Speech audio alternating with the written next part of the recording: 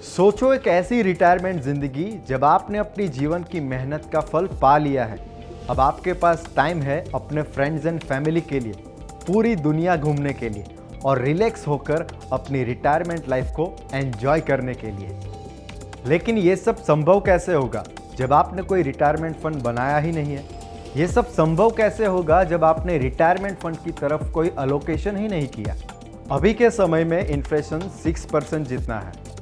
ऐसे में अगर महीने भर का खर्चा 40,000 रुपीज़ का है तो 30 साल बाद वो 2,30,000 रुपीज़ हो जाएगा।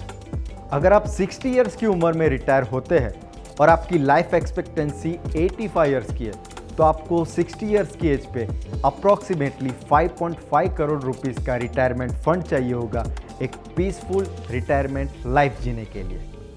रिटायरमेंट फंड बनाने के लिए म्यूचुअल फंड्स में एसआईपी करना सबसे एफिशिएंट तरीका है, क्योंकि उससे डिसिप्लिन और पावर ऑफ कंपाउंडिंग से छोटे अमाउंट के इन्वेस्टमेंट से आप पूरा रिटायरमेंट फंड प्रिपेयर कर सकते हैं।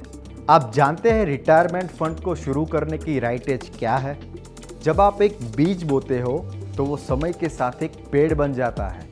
रिटायरमेंट फंड में इन्वेस्ट करना एक बीज से पेड़ के सफ़र जैसा ही है।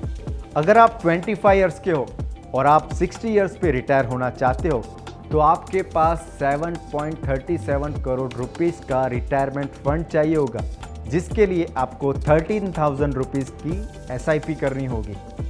अगर आप 30 इयर्स के हो और आप 60 इयर्स पे रिटायर होना चाहते हो तो आपको 5.5 करोड़ रुपीस के रिटायरमेंट फंड के साथ 18,000 की एसआईपी करनी होगी।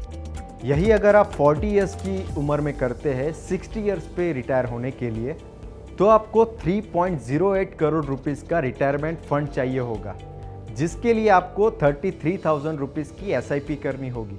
अगर आप जल्दी रिटायर होना चाहते हो तो आपकी इनकम जैसे बढ़ रही है वैसे एसआईपी का अमाउंट भी बढ़ाइए। इससे तेजी से एक बड़ा रिटायरमेंट फंड बन जाता है। तो आप भी अपनी रिटायरमेंट लाइफ का मजा लीजिए और अभी से रिटायरमेंट फंड बिल्ड करना स्टार्ट कीजिए।